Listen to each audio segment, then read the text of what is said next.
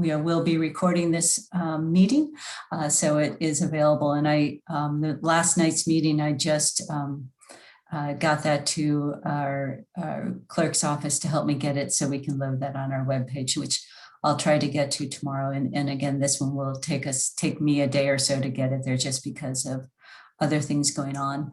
And so a couple of things, and we would love to hear your questions, is either you can raise your hand. There's the hand function, which I think by now many have learned the different equipment you're using, either your laptop or iPad or phone, how to reach the raise your hand function, or you can just type and speak into the chat. We're happy to get to that, your questions that way. With that, I am going to turn it over to Nathan Romberg with our VHB traffic consultant for that did the TIA for the Aura development. So Nathan, I know I saw you here earlier. There you are. So I'll turn it over. Yes, thanks, Judy. I'm going to try to share my screen really quick. Let's hope I do it right. Let me know if you can see the PowerPoint. Yes, and you're in the, yeah, you need to, there you go. Is that better? Yep, okay. All right, so like I say, in the interest of time, we'll go ahead and just get started. My name is Nathan Romberg, yes, working with VHB as a traffic analyst and was primary analyst on this study for the Aura development. We'll just go right into it. So we actually started scoping the TI back in January of 2020. So that's why our existing year of analysis is 2020. Then we looked at 4 years out for the no build kind of background and then build with the development. And the TI looks at a whole group of elements. You know, we look at the existing roadway geometry, the traffic control, you know, signals or stop controlled intersections. We obtain any, you know, existing coordinated signal timings, especially along, you know, MLK. We take into account, you know, all the pedestrian crossings at those and any signals where that would apply, existing transit routes, and then also any, you know, pedestrian traffic or infrastructure that exists in the area. We take note of all those things and kind of report on that. So this kind of image just shows you the study area that we looked at. We looked at a couple intersections up MLK and Estes to the east, down to Franklin, you know, all the way up to Homestead, up to the north along NC 86. And then we got our site here kind of outlined so you can kind of get a frame of reference for what we're looking at. So like I said, we also kind of noted all the existing bicycle and pedestrian facilities that existed in the area. Obviously, you know, we'd recommend that the development would maintain what's existing or, you know, make sure that the plan would, you know, fit in with the other existing infrastructure in place. So we, of course, note all of that. And we also will note kind of all the existing transit routes. Now, I will mention that this was all this data was recorded before the pandemic. So, you know, we know that some routes may have changed, some frequency of routes may have changed. But, you know, kind of before the COVID pandemic kind of set in, this is a snapshot of kind of what the existing transit, you know, via bus mostly was in the area. And we can kind of use that to account for what we might expect, you know, future transit projections to be from this development.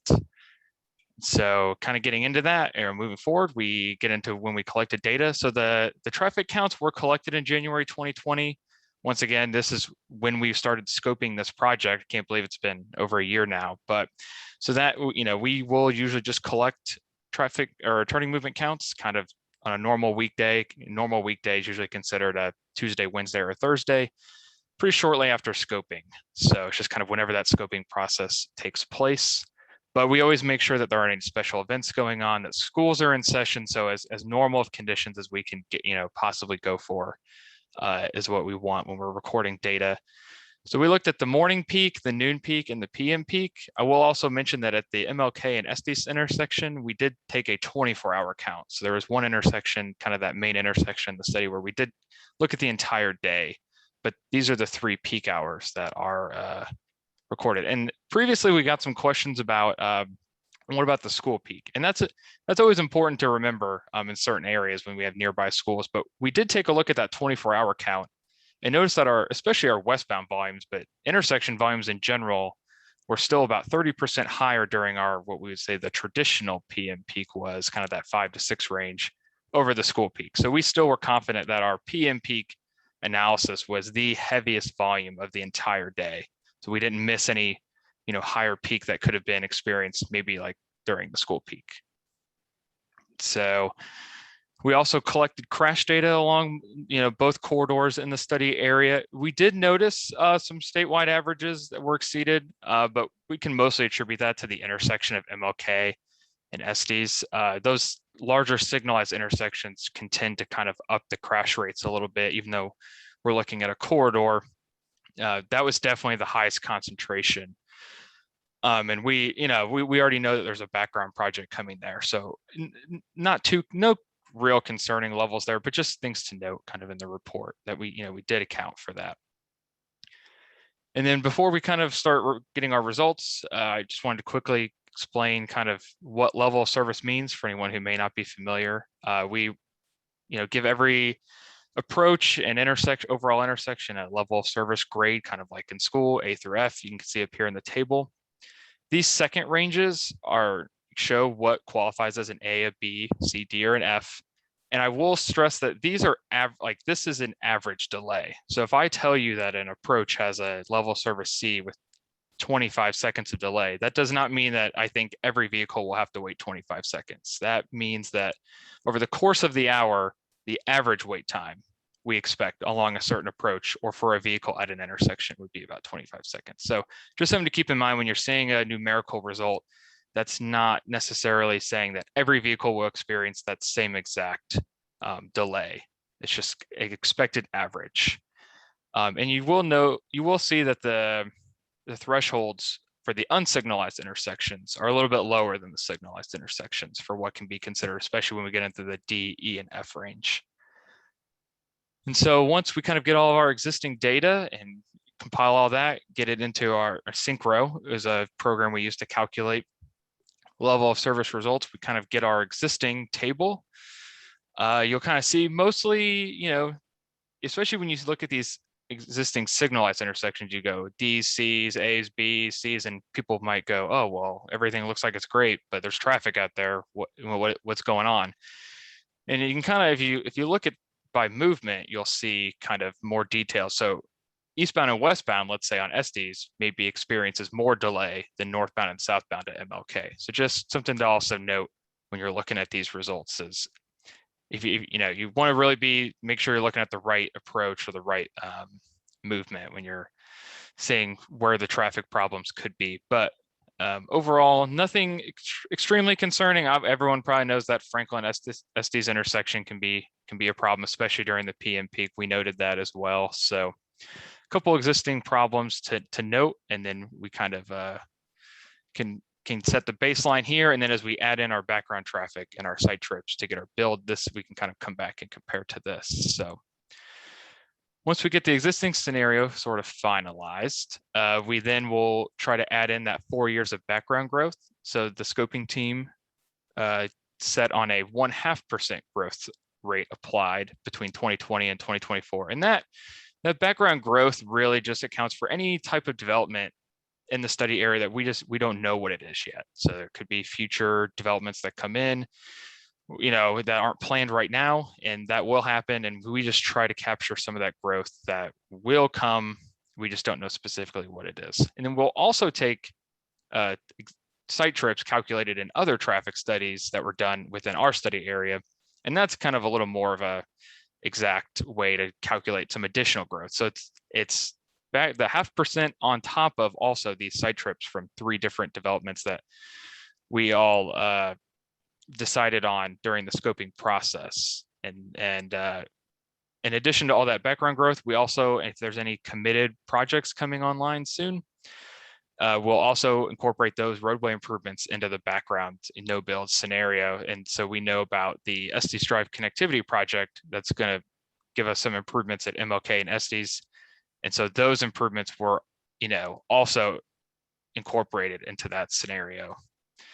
So I mentioned that because if you took the existing table in the no build, usually you would expect things to get worse. We had growth, we had 4 more years of volumes, we don't change much else, things get worse. But we did see improvement at MLK and Estes, and that's mainly due to that background project. So that's something to keep in mind when you're thinking through how did it get better, and that it's mainly can be attributed to that background project. So it helps that it's going to help that intersection out, in the next few years once that project is constructed.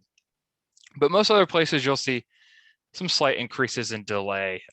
We really try not to touch very much in the analysis between the existing and no build, so we can see truly what the impact of that background growth is. That's because this no build will then set the baseline for what does this development do? What is the net impact?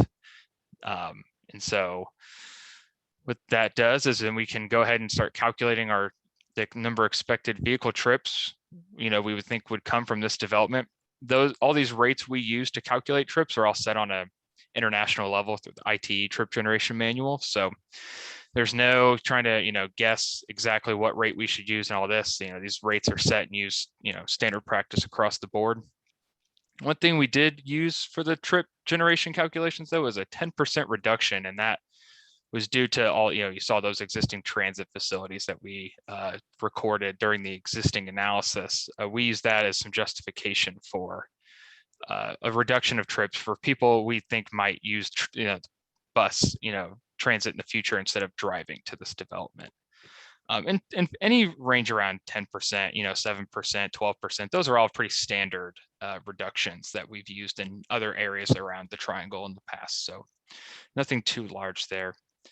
And so we then calculated about 2,900, 2,950 daily trips. So that's people, a daily trip is someone coming and going. So like in and out. So that's total trips we would expect about 210 in the AM, 219 and during the lunch period, and 228 during the PM.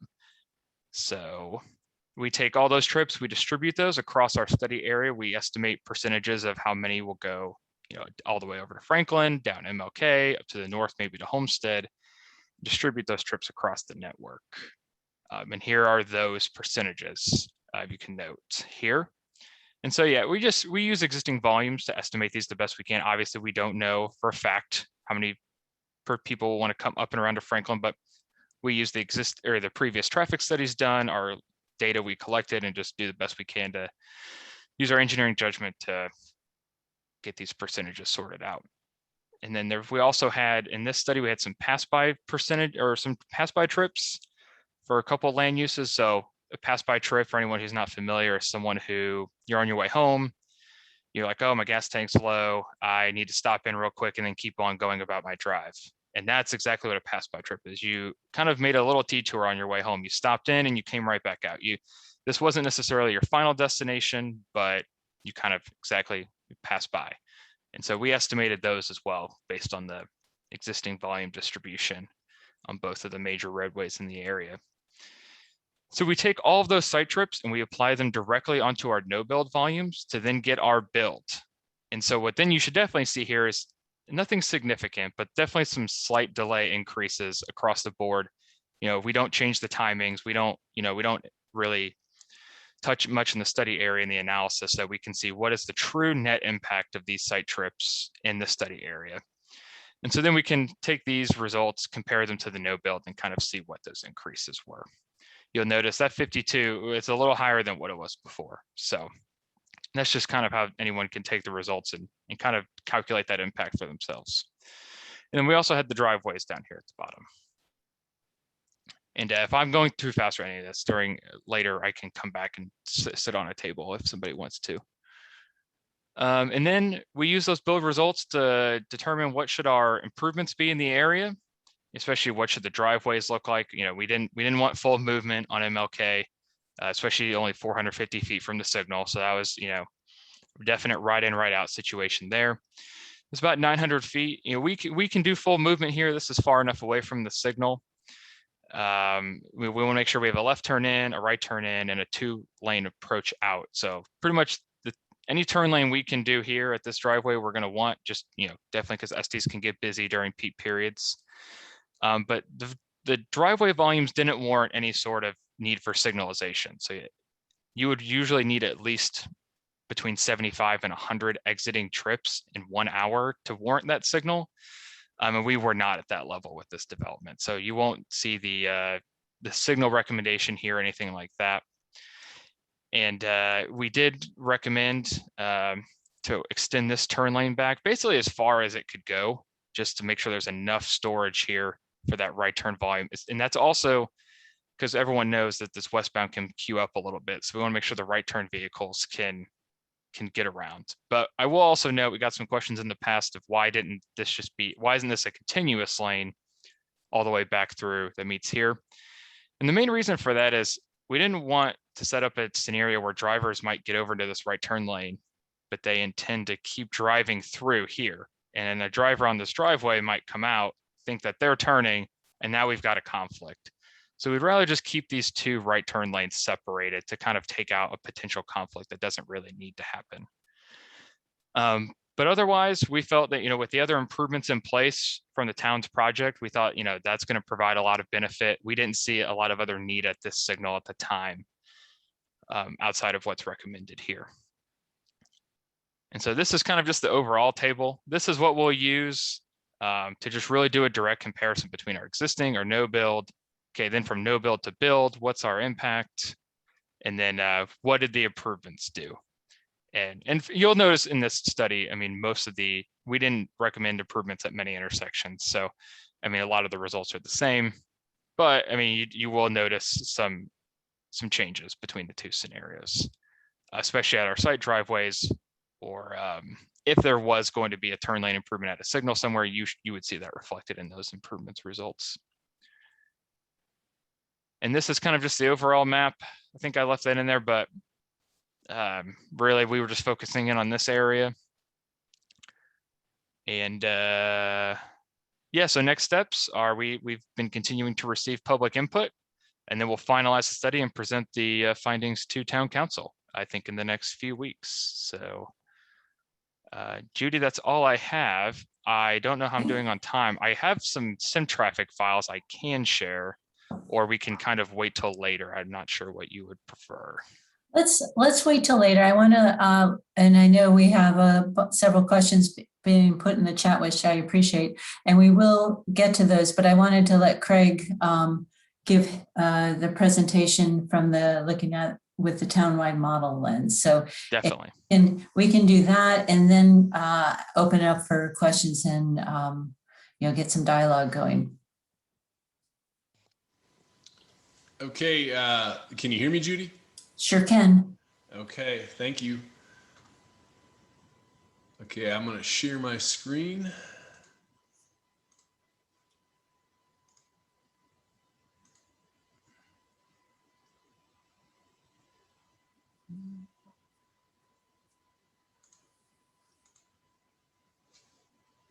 Okay, so to a little bit of an introduction, I'm Craig Scheffler with HNTB. We are working with the town as a consultant to develop the townwide traffic model. We had some presentations on this to town council last week and last night in a public input meeting setting. And at that time, I went over the details of the status of that model and some of the capabilities of the model and uses of the model and things of that nature. And I think it was a really good discussion. We were asked by town staff to take the model as we were working on the development of it and look specifically at a scenario that was related to this Aura development. And so what you're seeing here is a comparison of some of the things that just were discussed by VHB. And we looked at one scenario, the 2024 build plus improvement scenario.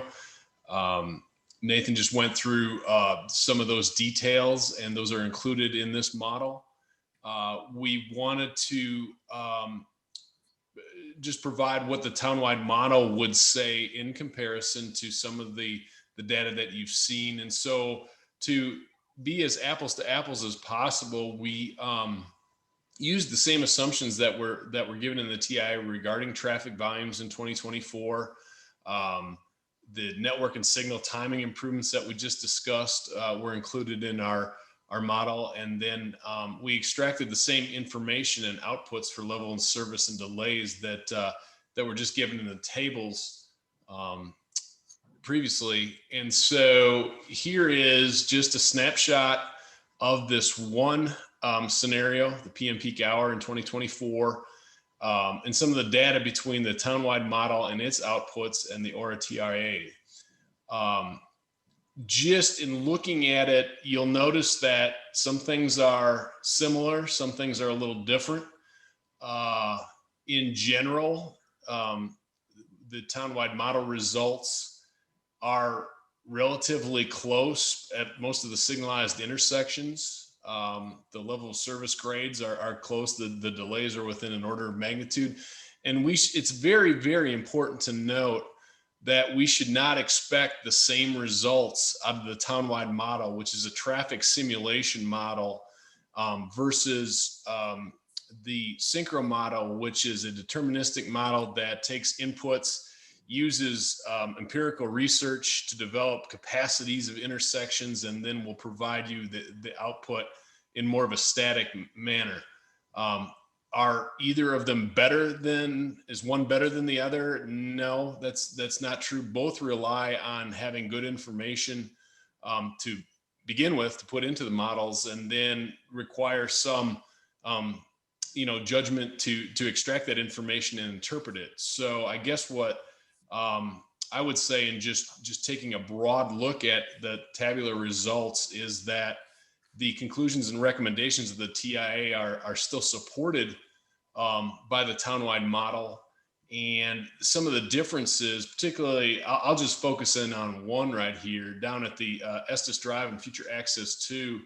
I think the level of service F from the TIA is based on, again, that deterministic model, and it's very sensitive to what it projects as gaps in traffic for those vehicles trying to turn out of this ORA driveway, for example.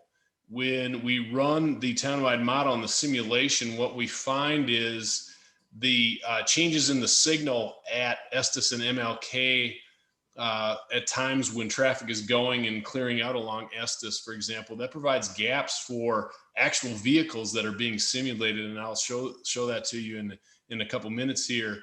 And that's why the result there is why the variance is so great. But then again, at some other locations, the numbers are very comparable for our unsignalized intersections. And so with that, I'm just going to move on here to demonstrate the ORA TIA model that we'd created for that particular scenario. So zooming out here, this is the network, and I think it was shown schematically in the previous presentation, where the townwide model, what we've got is it's a chunk of the network. And as if we zoomed out, and if I had the entire townwide model, and I think people who attended last night's presentation could see that we've got a model of the entire roadway network in Chapel Hill. And one of the nice flexible features of the model is I can cut out a smaller piece of that model to provide a smaller and more detailed study area for a project such as this, for an individual TIA analysis, for example. And so again, I'm going to zoom in.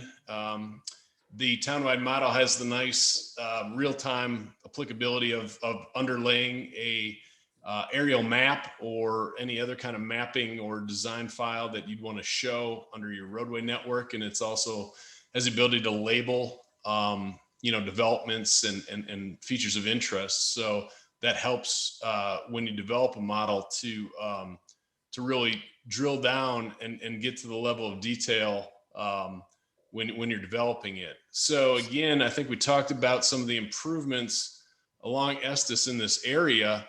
And I think, the model showing the dual left turn lanes here from Estes Drive onto MLK, the extension of the right turn lane that's being recommended here. You're seeing the two ORA access driveways, a separate left and right turn lane coming out of the one that accesses Estes, a turn lane, left turn lane, and a right turn lane off of Estes into that driveway. And then again, the existing transportation network in this area. So if I begin the simulation,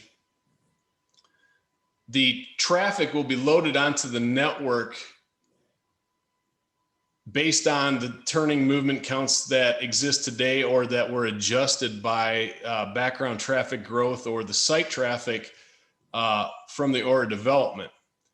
And so as we watch the model load up here, there's a short period of time that we let the model load before the peak hours so that we can get the appropriate number of trips that'll match what our traffic projections are for that peak hour. And so again, let's just scroll through this kind of quickly in this study area. So the TIA included some of the higher volume arterial intersections in this area, including the one at Homestead Road. It includes the NC 86 MLK corridor, and again, features some of the more major signalized intersections like at Piney Mountain Road down to Estes Drive and Airport Drive. And again, the townwide model would extend these roads like the Estes Drive extension and Homestead Road to the west. Again, we've clipped out our area of interest, and now we're focusing in on some of the specific details related to a specific study. So one thing you're able to see with this model is traffic is going to be loaded at each intersection as it approaches, each roadway as it approaches an intersection, and then it's going to have to exit somewhere. And so the traffic has to be balanced in that regard to flow throughout the model correctly. So there will be some traffic that'll make a local trip based on the information in the turning movement counts and those proportions. So there will be some traffic going from, say, Caswell Road, eventually going south on NC 86. Likewise, from NC 86, there'll be traffic going across town on Estes, making a more regional trip all the way down into the University Mall area and East Franklin Street. And so again, if we watch the model run for a while and we talk about an intersection that is, near or at capacity and gets pretty congested, the queues at times as the model runs are going to back up at all of the approaches along East Franklin Street and Estes Drive, but the model also includes the recommended improvement for a right turn lane here to mitigate some of the issues that were identified in the TIA. And so again, if you think about your experiences driving on these roads during these peak hours, what we want the model to do, particularly the townwide model and the base condition, is we're trying to develop a calibrated model that's emulating, the length of queues and the traffic flows around town. And so again, that's the primary benefit of this model, is to be able to show some of those observable conditions. Now, I know there's some concerns that have been voiced about getting in and out of Somerset Drive and even the Aura Access number 2, again, with some of the levels of service that it was showing. And basically, as the model runs, there'll be times where there'll be several vehicles queued at these stop controlled intersections. But like I said, then again, there'll be some gaps where vehicles will be able to make those exits and make those turning movements along Estes Drive.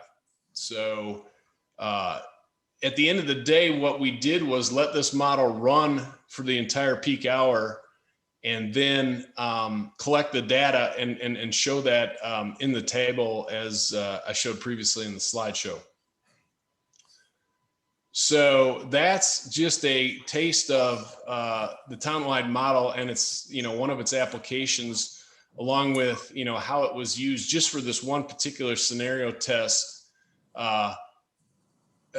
with this particular study. Now, I know one of the other things that we wanted to touch on that there was a lot of interest in was to be able to use the townwide model to test different development scenarios for a particular development or multiple developments in a certain area. And so what I've set up here is, if you look closely and as I zoom in on Aura, what the model has is a TIA function that allows us to go in and enter information about a particular development and allow it to determine the number of trips that are expected to be loaded by that development based on the same ITE standards that were mentioned previously in the previous presentation. And so that information, we can just simply within the model go in and code up that same data, and the trips will be loaded from particular development, like as you're seeing here in the yellow circle. This would be Aura, and we'd create that and assign trips to each of the driveways. And we can do this two ways. We can let the model assign and distribute trips based on the turning movement counts or the future traffic volumes, in this case, where traffic could go. Or if we used engineering judgment like we have in the past and we want to specifically assign trips to certain directions throughout the network, we can do that as well. And what we did with this particular development is try to force the traffic to emulate what was done in the TIA. So we had reasonably similar comparisons that I've discussed previously. Now, going beyond that, if we have this as a scenario and we want to look at some other redevelopment or new development potentials, I've created a couple blue circles here where we can put in new developments. And now I just highlight a new scenario with a new development to the undeveloped parcel to the east of Aura.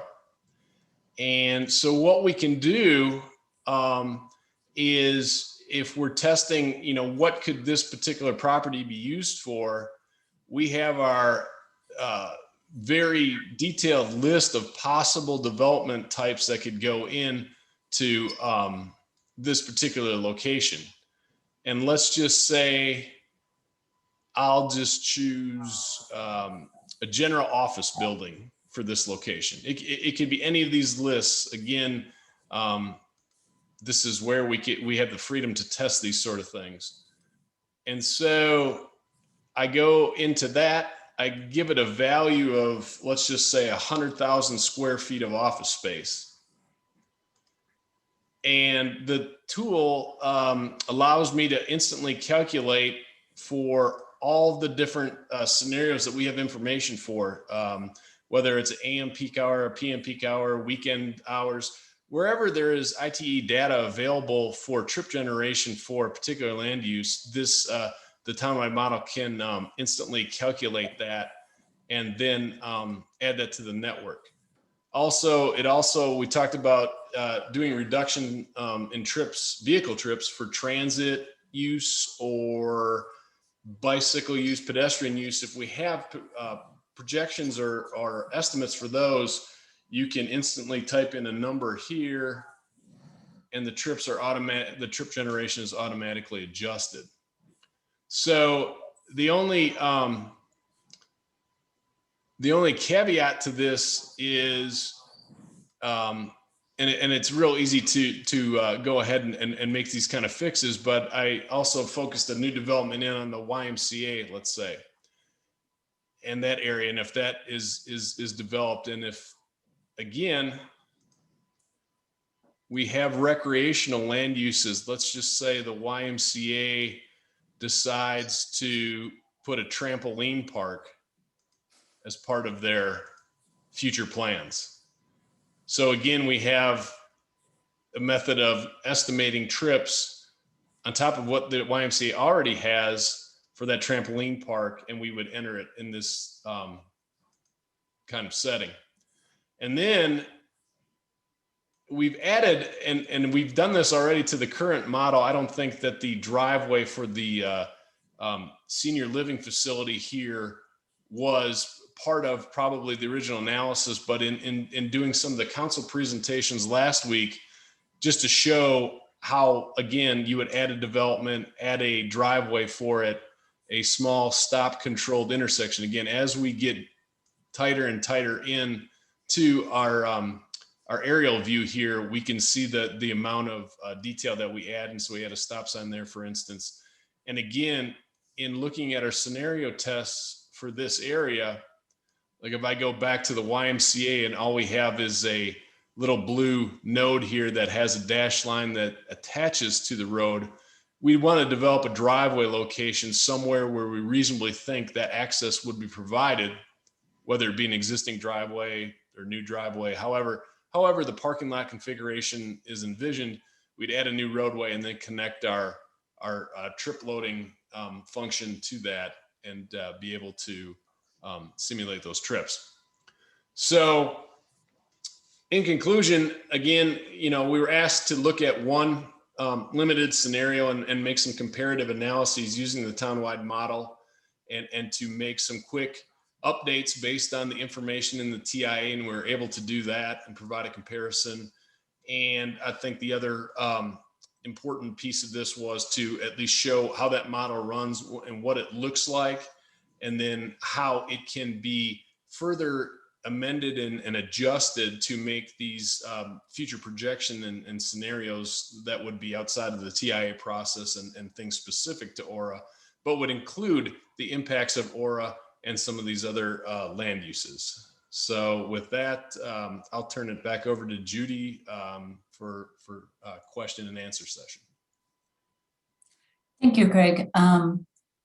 And I know there's been quite a few questions been posted in the chat, and I'm looking that Nathan and Craig and Kumar can help respond to these. And I do see Brian has his hand up. So let's start with some of the early, and I'll get to you, Brian, in just a minute. Let's start with some of our early questions. And I believe most of these would be focused to Nathan, as these came in during your portion of the presentation, Nathan. So question in this, and Craig may be able to add in on this because, and Kumar, what about the apartments in the in progress off of 15501? They will also use SDs if they need to reach the MLK area. So how are we accounting for those apartment buildings under construction over on 15501? Sure. So I know that there was one specific development we accounted for, which was the 1200 MLK redevelopment. I can't say for sure if those are those apartments. I'm doubtful. So that growth would, just like I said from before, would come from that growth rate that we set, that we would try to capture those trips within, that are coming online down the road. So.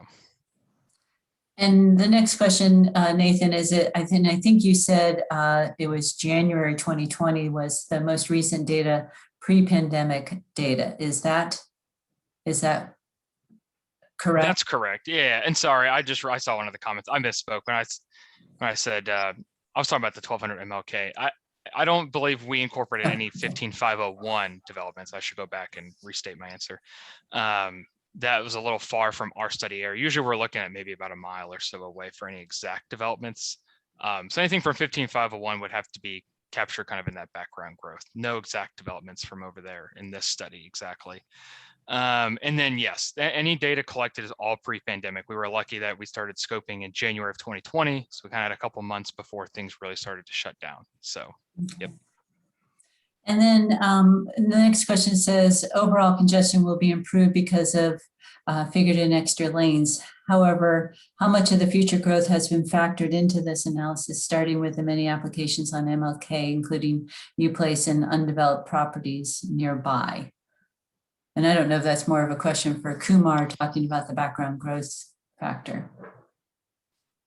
Sure. Yeah, I mean, Kumar can feel free to chime in. Yeah, I know the background growth can seem like, not much, but that 0.5% can account for quite a bit of growth over 4 years. And we also don't want to overestimate either. We've been caught in the past where we work in some areas where they want 9% growth, and I mean, Raleigh and Chapel Hill and Durham all are growing extremely fast, and I've not seen one area that can support a 9% or a 5% growth rate. So I know 0.5%, 1% cannot seem like a lot, but I mean, those are pretty standard general growth rates we really do see in the area. So if Kumar wants to chime in anything else on where that comes from, but we do feel like that is a pretty good estimation for kind of just some of the expected growth in the area we can see. And we have added several background developments. So it's listed in the TIA. I'm trying to open and find it, but there were many developments added, including the traffic coming from Franklin Street to Estes Drive.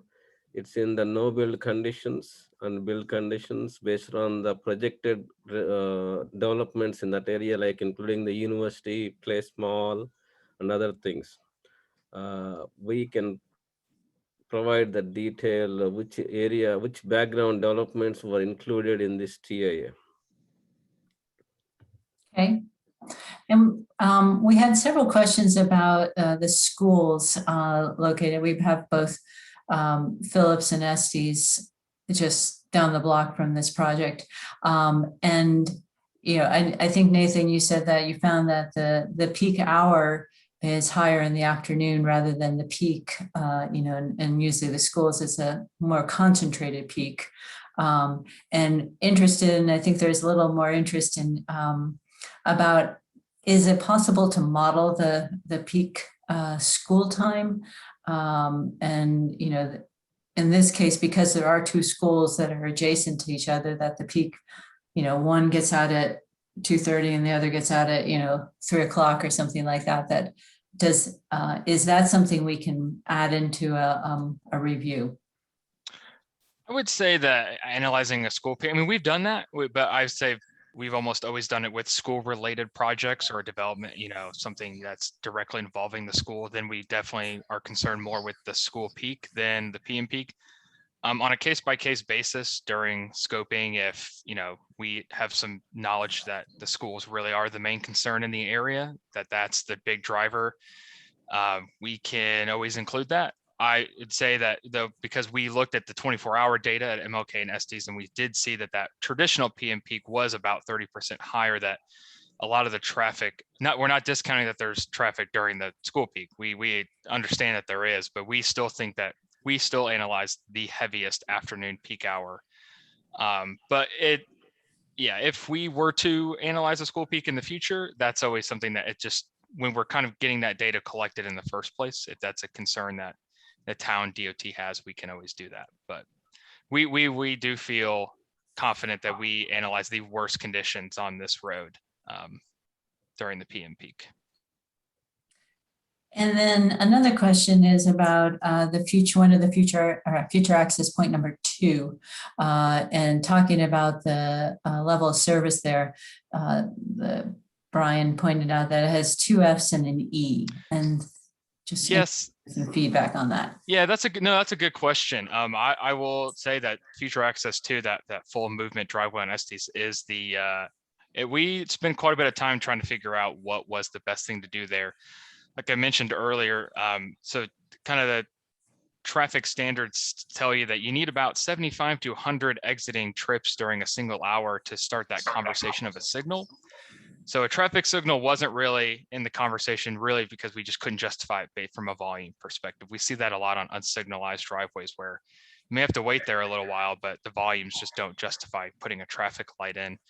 So that wasn't really an option. And then a roundabout was talked about as well at that driveway, especially in the past.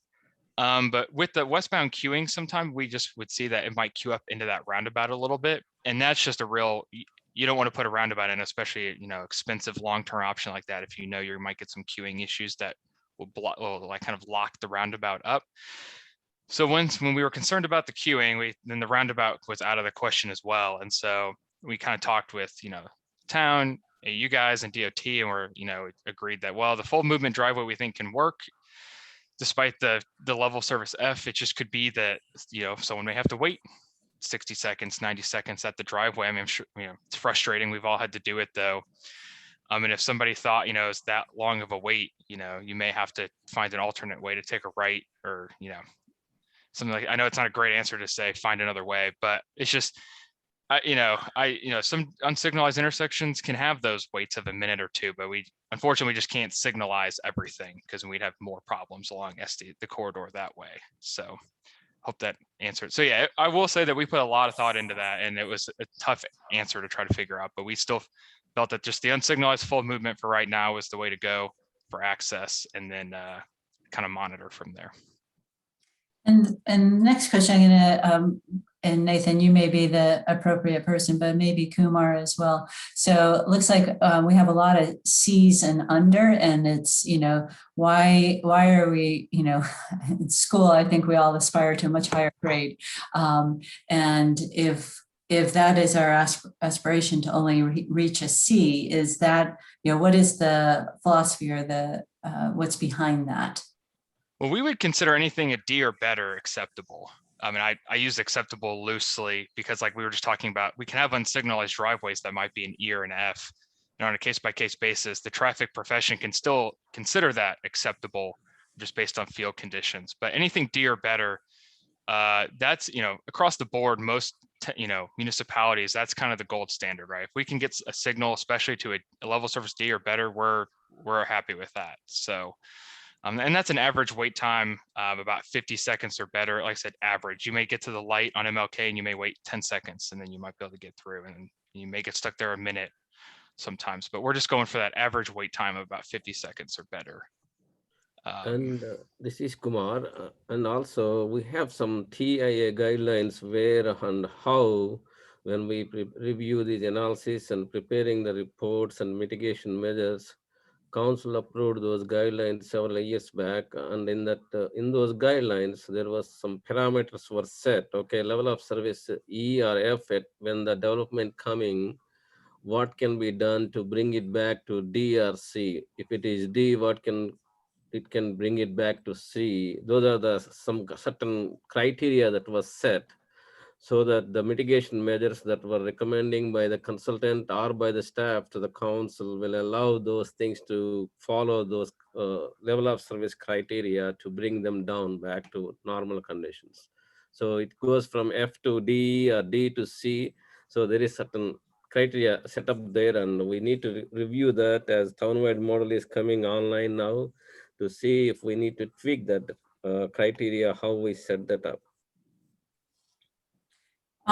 Completely different question was about the BRT, a dedicated lane. I believe that's along MLK, and Bergen, correct me if I'm wrong, that there are dedicated lanes in either direction or the proposal is for dedicated lanes in either direction when the BRT comes online. That's correct at that location. Okay. And then I think this was probably one of the last questions for Nathan. What changes in the, we had a presentation roughly a month or 6 weeks ago on the Aura TIA, and just has there been changes since that presentation, or has anything evolved since then? No changes to date. No, all the information presented today was the same as the neighborhood meeting a little over a month ago. Okay. And then I think we move into the when Craig stepped in with his looking at the townwide model. And just there's a question about overall increases in population. And I think that is the kind of covered that before with the question about background growth that we are showing 0.5% per year. And that's would be in addition to any approved or designated developments that are included in the TIA. And then the question, and I think, Craig, this talks about your table comparing the two, the townwide model versus the Aura TIA, and the differences in some of those that the person points out are there's a 50 to 100% difference, and just want to kind of get a feedback from you on that. Sure. I think I did point out the one that I saw that was a substantial difference, and that was at the driveway. And as the model shows, vehicles, when they're actually simulated, will accept a gap in traffic, and the gaps in traffic flow along Estes, particularly when they're near the signal, when it goes between the different streets that it gets a green light on, we'll have some periods where some gaps will be just because of the signal and the way it's operating, and that allows that driveway to operate in the townwide model a little better than the predictive data that the TIA has. And I think I'd mentioned that typically is always pretty conservative.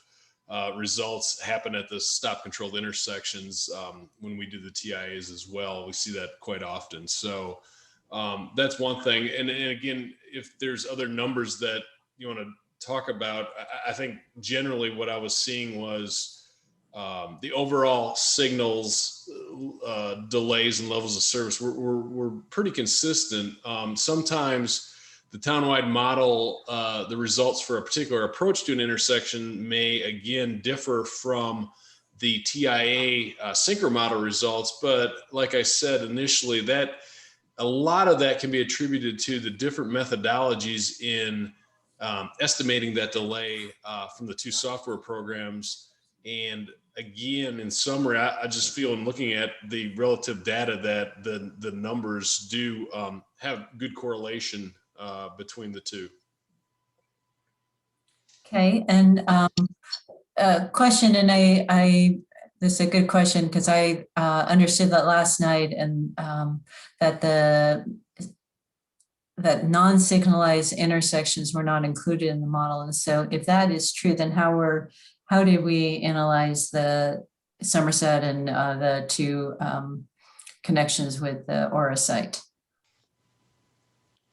If they're not included in the townwide model? So the question is, so there was an understanding that from last night that it did not, the townwide model did not include non-signalized intersections. I get what you're saying. Yeah. So again, in last night's presentation, one of the things to understand, at least at this point in the development of the townwide model, is we are focusing on about 100 intersections around town that are mostly signalized, or at least are the highest volume intersections, to create a base network that can be applied to specific studies. And so the information that has gone into that development, and I think I kind of alluded to it at the start of my presentation, was we had the townwide model, and when we were given the task of trying to do this scenario test for Aura, we cut the section of the model that I initially showed on the map there to start with. And then we added the details of the Aura driveways and Somerset and any of the other minor intersections that might not be in the initial townwide model. But again, that's the flexibility and the quick adaptability of the model, is we can add those details and those traffic flows for a particular study as we have that information. Again, one of the nice things about the townwide model is, yes, it's very flexible, it's very powerful, but it's also a very powerful digester of information and data. And to keep it relevant and as accurate as possible, if we did, as time went on, keep including more and more of the side streets just in the general base model for the townwide model, that would take a lot of information to keep updating. So that's why I think when it's used for specific studies like this, it's a quick add-on to just include those streets and the development specific information that I went through to build a smaller model that can be scaled to the level of detail we need to look at for this kind of thing.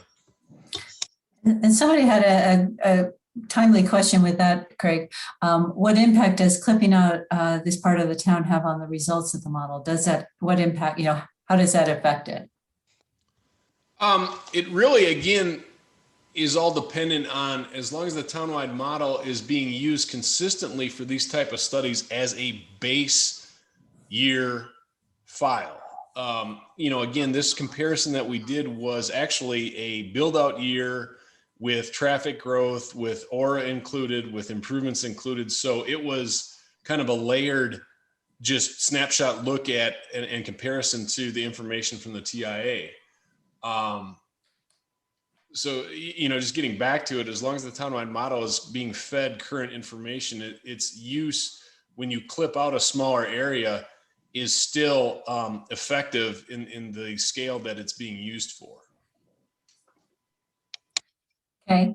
And Kumar, I believe this is I don't know. I believe that the TIA for Aura does include Azalea, the retirement center or retirement home there. Yes.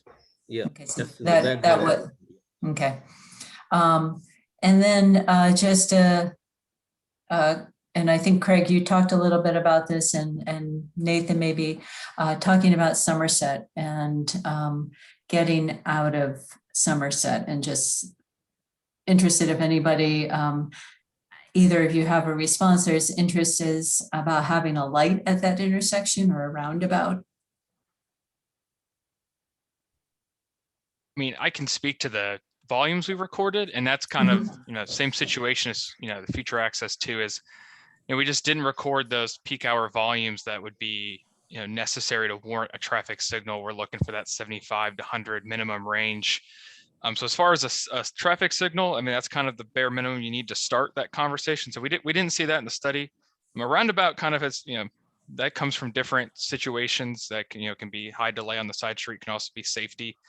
Roundabout wouldn't be something we would really recommend with this study, just due to the impact to that side street movement's very, very minimal. So that would have to just be a different conversation with the town, and if that project was ever felt necessary later, it could be done kind of under a different umbrella. I can also say in the study, DOT and town required them to do a signal warrant analysis, but quick shot of the collecting the data and looking at the background development, it did not meet for a traffic signal warrants. There are many warrants. One is the traffic volume, but other warrants are there, delay time, and also safety aspect of how many accidents happening there. So at this time, it's not warranted. As you know, STS drive is maintained by NCDOT and certain guidelines, so they has to follow. It's not even close to be a signal warranted there. Now coming to the roundabout, we have evaluated roundabout long time back as part of the upcoming STS drive bike ped project. And that was the results were presented to the council, and staff made a recommendation at that time. It doesn't it does have some concerns with the property. On the one side, we don't have enough right of way. We had to acquire the property. It's going to cost 500 to 750K. At the time, this development was not in this form. Maybe there was some discussion going on about the Aura development at that time, but there was no formal application filed when we evaluated the roundabout, and we don't know what is coming there. Now we know what came there or coming there, and if council approves it, we know what the kind of traffic volumes will be on STS drive. This development doesn't alone warrant a roundabout at Somerset, because there is no connection to Somerset here from this site. I don't know what will happen in future when the other development of Somerset develops, but there is an opportunity for the town to work with DOT and MPO going forward, because there is several properties undeveloped, including there is some plans for YMCA. That's what I heard. I haven't seen the firm plans, but I have heard it. So all this can come there, and we can use those traffic volumes to justify a roundabout at Somerset. Roundabout is better than traffic signal. It will help traffic move and less delay, less air pollution. We have to work with town council and NCDOT and MPO to come up with a future project for handling the existing traffic and traffic going to come from the undeveloped areas in that area. Okay, and I'm gonna try to switch gears a little bit, try to check in with Brian Daniels. He's had his hand raised for a while, and just check in with, go to some of the folks raising their hand. Hi, Judy. Thank you. Sure. I have one comment, one question, and then I have a second question I'll hold just in the interest of time. So my one comment would be about the topography of Estes Road. And there is an up and down hill in the section that we're talking about that I personally have a concern creates some blind turns. And with a number of teenage drivers in my house, I can tell you sitting in the passenger seat when they're trying to make a left turn can be quite scary. And it's just, so I'm acutely aware of this topography. And so I would just ask that we look carefully at that as it relates to the driveway and Somerset Drive, because it's not flat. There's some things that you can't see, which I think complicates the traffic situation. So that's my one comment. My question is related to process. So there's a lot of my neighbors and sort of comments in the chat box about the step change that we're seeing in development in Chapel Hill that we can expect in the next few years, both in the vicinity of the area that we're talking about, the Rumble property, about 40 or 50 acres that's across the street from Azalea Estates that we think is going to be developed. And it's natural, the whole area is growing. From a process standpoint, if the community wanted to see a model that includes sort of all that future development built into the model and what happens on Estes Road, how are those inputs gathered? I know that you all are very busy because there's like 40 plus projects going on in town right now, and the first meeting with the town council is in about 3 weeks. So I'm trying to, in my own mind, sort of think through, if we've got some questions about future development, we think that should go into the model. Whoever decides that, community opinion, you all can decide. What's the process for how long that takes? When would the council members like Michael and Amy have a chance to see that and sort of factor that into their thinking? So I'm trying to understand kind of how all this works, given that, again, I think we're in this step change period of growth in town. So I'll stop there. I do have one other question, but I'll maybe ask you to get to the other folks first so I don't hog all the time. Thanks, Judy. Okay. Kumar, you got a response for that? Maybe Craig needs to help first. I will jump in. So, Craig, is that something, I have no idea. I mean, if we gave you projections for the different properties, how much effort is it to do that? Well, I think I showed you that at a high level, it's very easy to code this up and to hit go and get some results. I think the time that is more important is the nuanced, interpretation of those results and making sure that, again, this process certainly can be applied to this area of town, but then you're going to have other situations, obviously, down the line where this could happen. I just think back to Carolina North. What would have happened, 15 years ago if that had been built on schedule to this area, but yet it hasn't. And so there's always, and this isn't a process question. This is more of a philosophical question, but like, it would be easy for us at the higher planning level to do some of these tests and provide council results, town staff results, public results. But I think where we still need to work and provide or come up with a protocol for is how the sensitivity testing would and should be applied and the ranges of inputs that we can test and should test and to the level of detail that we do test this with the model. Of course, again, just circling back, it's very easy to code up the model to do these sorts of things.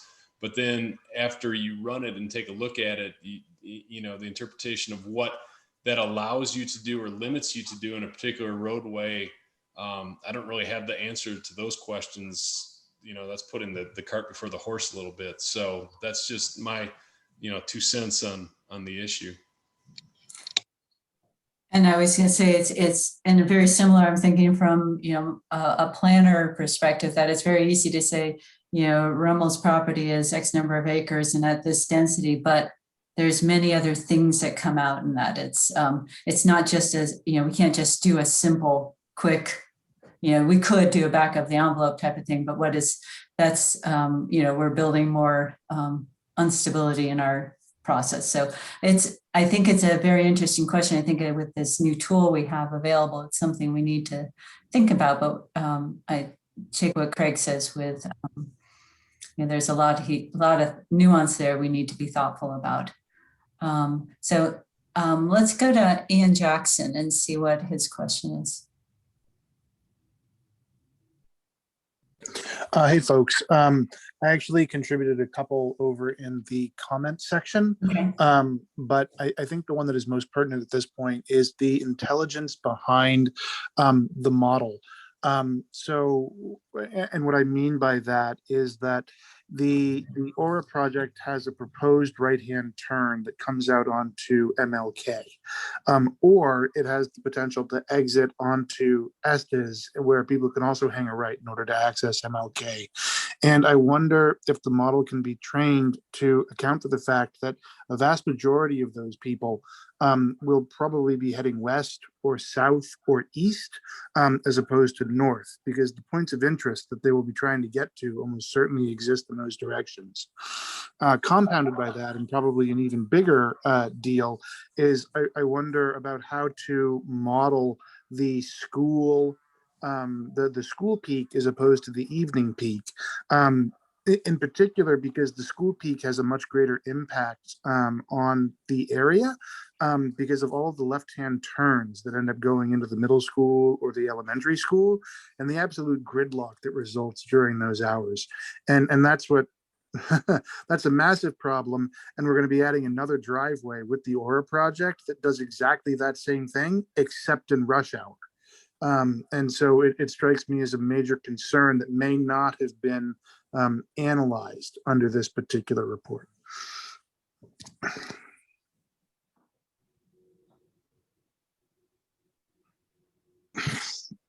I don't know if Craig or Kumar have a Well, I response. think, yeah, this is Kumar, traffic engineer.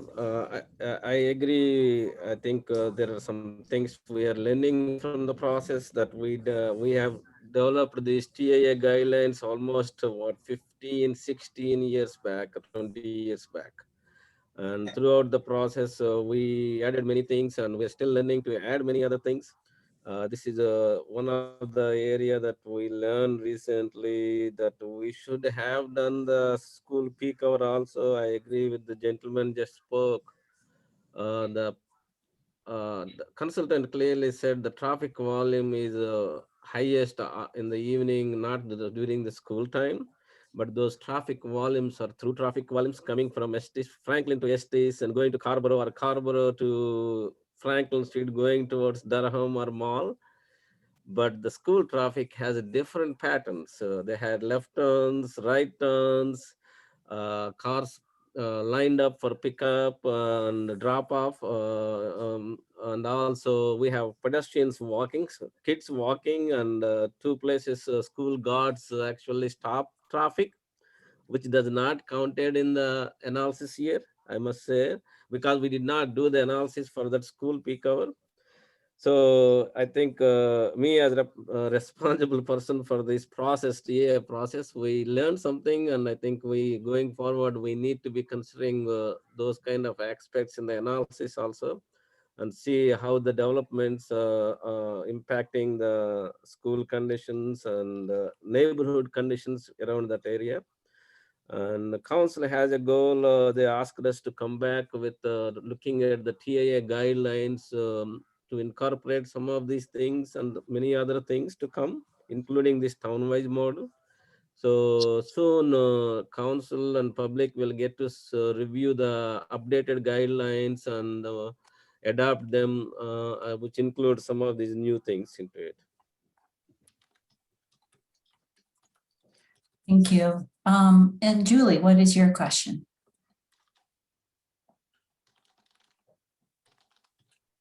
You're muted.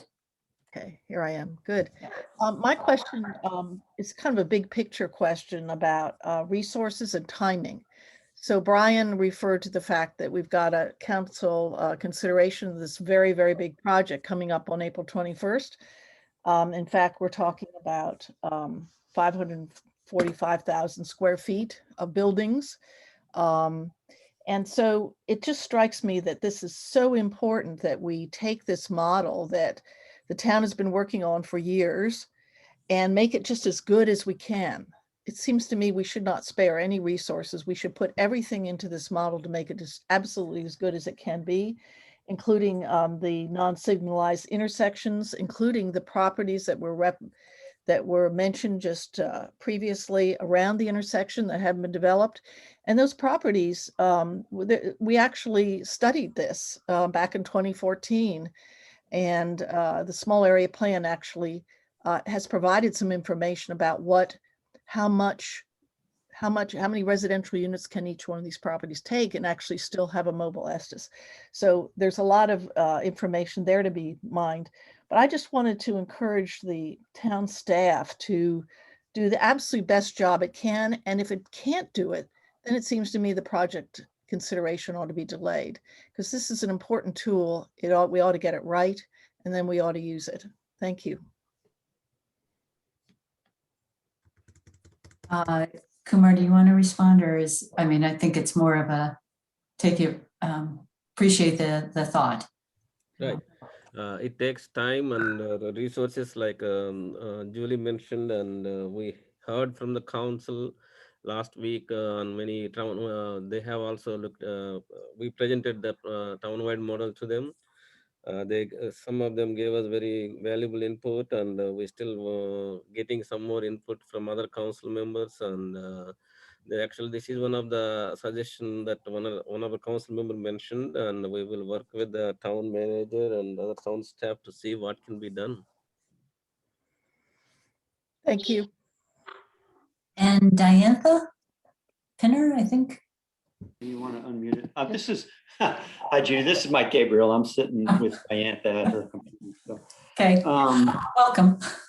Thank you. And I came in late, I apologize. Work got in the way. Two questions. The first is, I noticed that the developer has put a sign out there advertising leasing options. And it dawned on me that I don't know where we are in this process. Has this been approved? No, it has not. Okay, so why did the developer stick a sign out there? We review that and believe that they have the ability to do that. I don't know why they did it, but we do believe it meets our ordinance. Oh, so even though they haven't been approved, they can advertise it. Is that the way that works? That's our ordinance does not preclude them from putting a sign out there. Oh, okay. Okay. The second question is, Kumar, could you net your answer out? I couldn't exactly tell what your answer to the question was about. Has the planning, here's what I think the question was, has the planning and the modeling and the analysis really considered everything it has to in terms of data points, inputs, methodology? Or are you still learning some things about what kind of things you have to put into the model to get a valid answer? If you are talking about the townwide model, we know what needs to be input, but the data is not up to date because of the COVID conditions. We don't have most recent data. We have used the data that collected before COVID, which is more than a year. Or 2 years data, and we did use a growth factor to bring it to the existing conditions. But going forward, most important thing is once the model is finalized, we have to collect the live data when the traffic becomes to normal conditions, including transit ridership and also pedestrians, bicycle counts. There are many things that we used to do long time back, and we need to start the program and update the model with current data. And once it's updated with the correct data, I think that can be a very good tool to use by the staff and consultants to provide information to the council when they get the development plan in the early stages. In summary, yes, I agree. Craig Sheffer, HNTB did a great job and is still working on it, finalizing the model in a few weeks. We know what we did, and we have clearly identified all the issues and correcting them as time going. The output will be good, but we need to update that data going forward. So what gets what gets communicated to the council when they have to make a decision, it will be pretty solid. It will be solid. The council want us to do just one type of land use analysis and give them a quick snap, or if they want us to do different things, or if they want us to do 3 years projection or 5-year projection, what is happening to MLK or Estes Drive or Franklin Street, wherever the developments are coming, we will be able to provide all that information going forward once the model is ready. Okay, thanks, Judy. Those are my questions. Sure. And let's jump back to Brian. I know he said he had a second question, and then we'll go back to the chat line. Thank you, Judy. I have one question. I also would hope that you could recognize John Mitchell. I think he has a question too, but he's having trouble raising his hand. So I'll you can just physically raise it. Yeah, there he is. There's John. Hi, John. So I noticed in the most recent submission in some of the advisory committees that there was mention of a stub out, I think for a road in the northeast corner of the proposed Aura project, which I think would go across the easement and the 7.5 acres and probably terminate on Somerset Drive. Given the concerns that I have about the topography of Estes Drive and the F driveway, I'm just wondering, are there other solutions that are being explored as part of this proposal? And is that a road there one of the things that are being explored? So I'll tell you the comment about the stub out to the northeast there is something that town staff has been pursuing. We always try to connect to properties and believe at a minimum it has to be a bicycle pedestrian connection with an option for a future vehicle connection. We don't know what's going to happen on the adjoining property. Also looking at trying to do something to the north up to Shadowwood Apartments. I mean, there is a drive that comes in very close, or one of their parking areas very close, and certainly want ability for folks to at least bike and walk back and forth between projects. So that is where we are at on that, trying to just make sure we can have that connection. Got it. And just, I think there was discussion at the CDC second meeting on Aura yesterday about the northern buffer.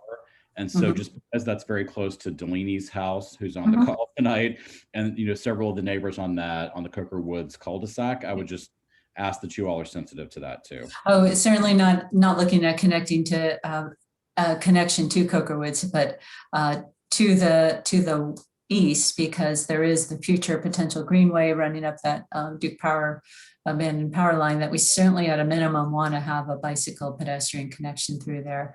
A vehicle connection, I mean, we haven't had extensive discussions here, and maybe this model would give us a good opportunity to look at that. I don't think we're looking at a road or a street. It's more of a driveway that, kind of thing. It's not an alternate to Estes type of function. And we haven't gotten to that level of thought. So hopefully, but we are looking at connections, not to Coker Woods, but to looking for at least a bike pedestrian to Shadowwood. Thank you. And John, I'm sorry, we recognize your physical hand is fine.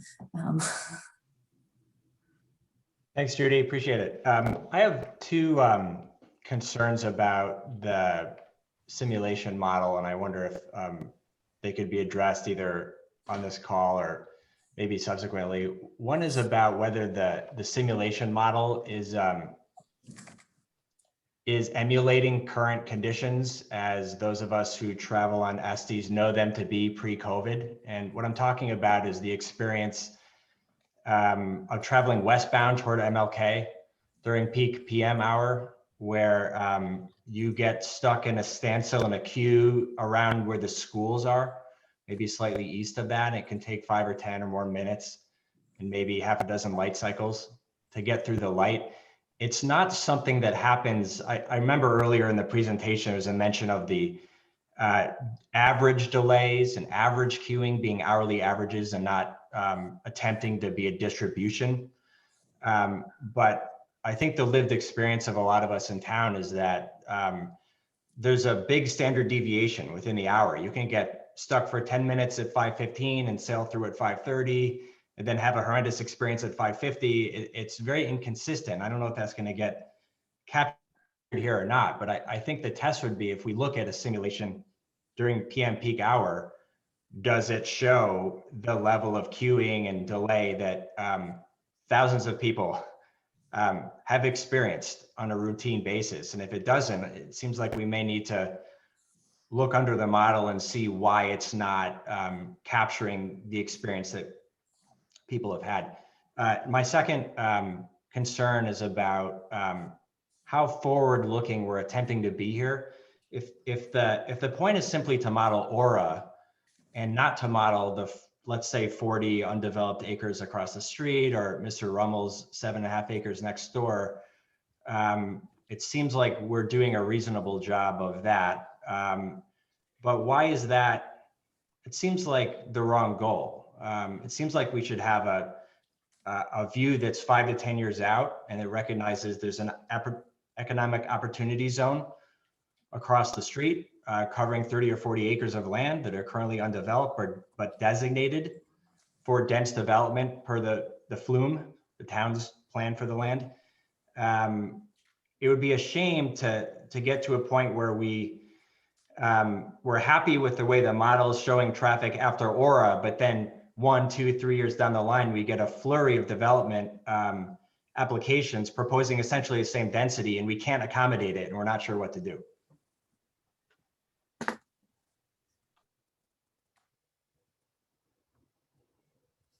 Judy, I can answer the gentleman's first question about the variance of traffic within the peak hour. Yes, that's one of the things we're working on in the development of the overall town-wide model, is to assess periods within the peak hour at different locations to make sure that the model can reflect that variance. It's capable of adjusting levels of traffic within the hour to account for those type of things. Like a lot of discussion's been about school traffic. Well, the peak factor for school traffic and schools is ridiculously high within the 15-minute or 30-minute period within an hour. And so again, well, actually the synchro model that was using the TI can be adjusted for those calibration parameters as well. But yes, the town-wide model will have that also built into that. So that's the first question. I'll let y'all tackle the second. This has been very good. Have you moved on to your meetings? Not yet. Kumar, do you have a response to what the goal is? What is the next, how forward are we looking with this? Like I said, this is a town-wide model. It's not just one particular section of the town. And once it is up-to-date model, it will be a very valuable tool, and we will make it live so that we periodically update the data. So it will actually shows the realistic conditions rather than projecting every year without collecting the data. I think many information, much information with some good information actually will be provided to the council and public to make decisions going forward.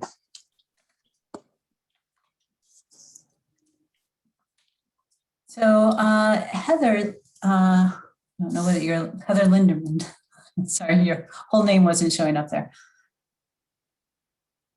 Hi, thanks so much. My comments are related to, and question are related to what John and Brian have most recently been talking about.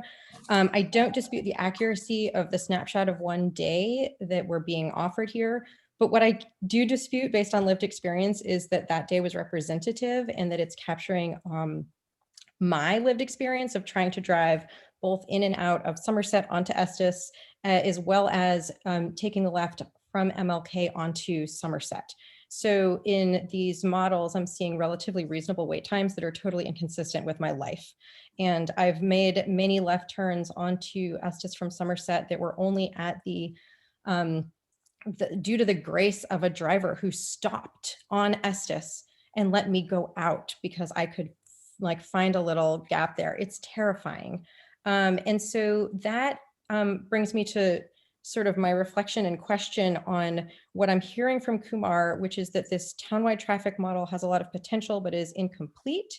And that if we are looking forward and we're thinking about this likelihood that the developments adjacent to Aura across the street from Estes will most likely be developed, perhaps densely, perhaps not, but at least at some level, do we have the capacity to, even with a conservative estimate of future development, model what the traffic may look like with those areas developed? Because without that type of modeling, it seems like we're giving Aura this unfair advantage where they get to increase traffic up to whatever degree is currently appropriate. And then anyone else from then on out is unable to develop because Estes is already at F-. And so I recognize from earlier comments, I think it was Craig, but correct me if I'm wrong, that, you know, because we don't have clear data on those future developments, there may be a lot of noise in our, you know, in the system and in the calculation, and that noise would make it difficult to make accurate predictions. But it seems that we may need to consider the possibility that even with modest future development or conservative future development in these adjacent and surrounding properties, Aura may be beyond the capacity of what that land can support. And I speak as someone who supports this development in general, not Aura necessarily, but who supports there being some residential development and some retail development on that land. But I'm concerned about capacity and the extent to which it might overrun the possibility of any of the other adjacent properties developing at all, because the model perhaps is just simply not there yet. And what we're getting and the data we're getting out of the existing model is not sufficient. So my question and concern is whether this is something that we can wait to see once this model is more ready to plug in some of this other data and see what the outputs are and kind of work with a little bit more knowledge under our belts.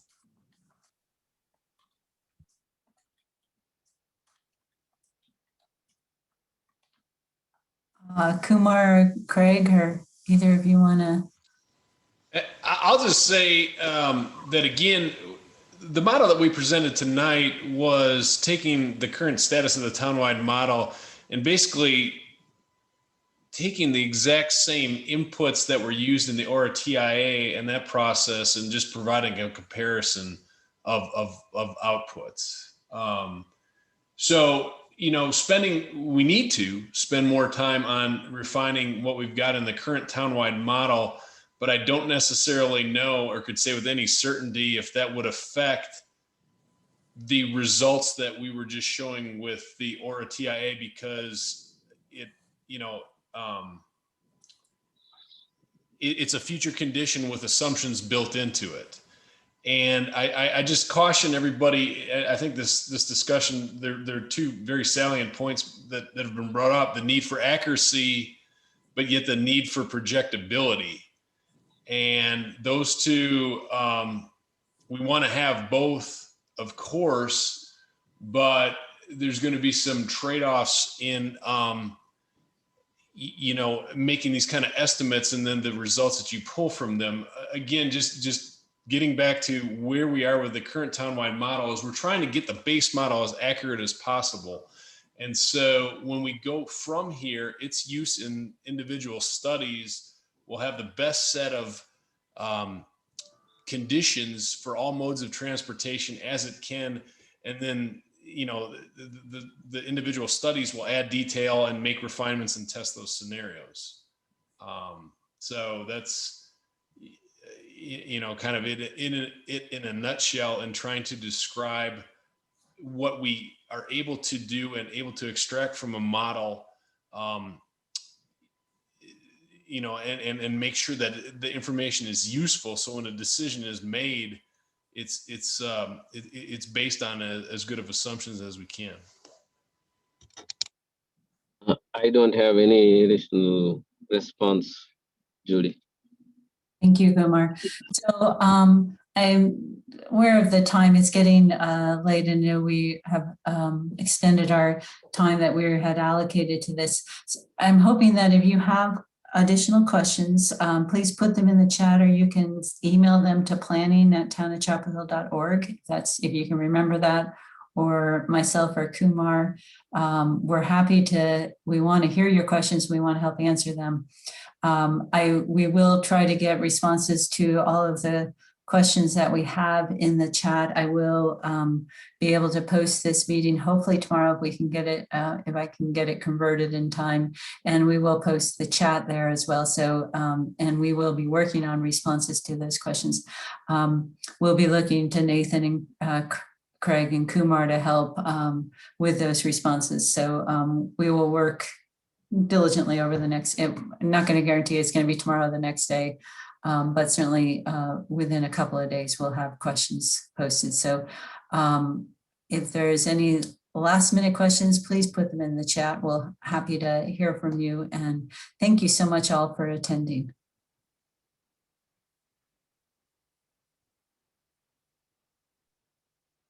Thank you, Judy. Bye-bye. Good night.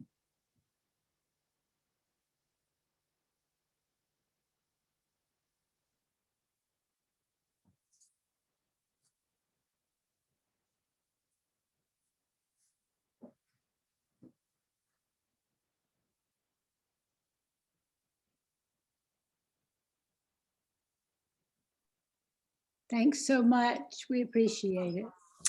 Well, and vice versa. We appreciate you being here. I mean, that's what my job is to make sure that we reach out to everybody. So appreciate your time. Take care. Oh, there it is. I'm learning how. Okay, there we go. Thank you, Judy. Thank you for attending. I do appreciate it.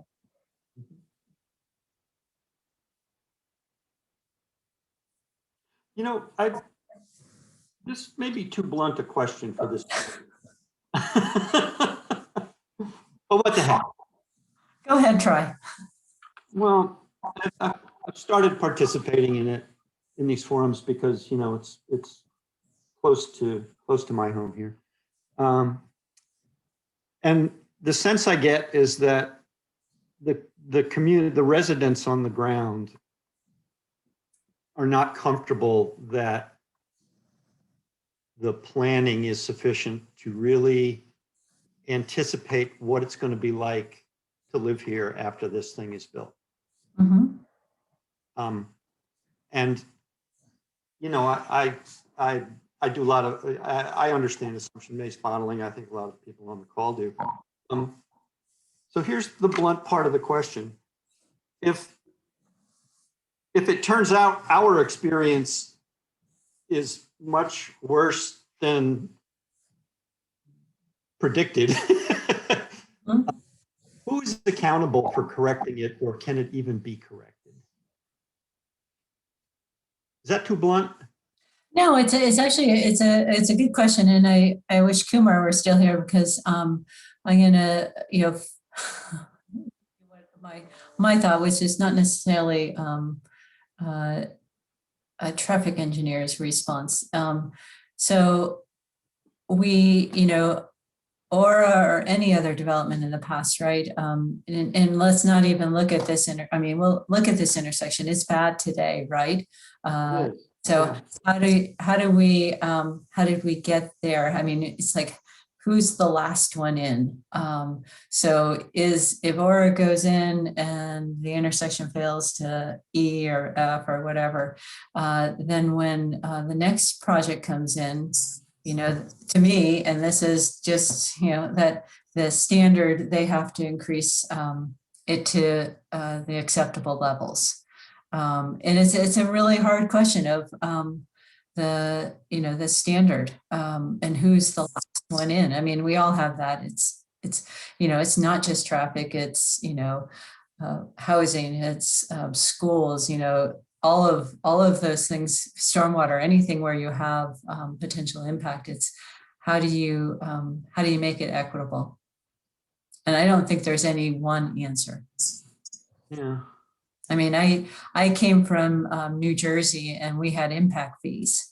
And, you know, there's there is something to be said for impact fees, that it does make it, there's some equity there that, and, we lost the school impact fees in Chapel Hill or in the state, and, the new development, they used to pay, gosh, it was what, $12,000 or $15,000 a house or something like that.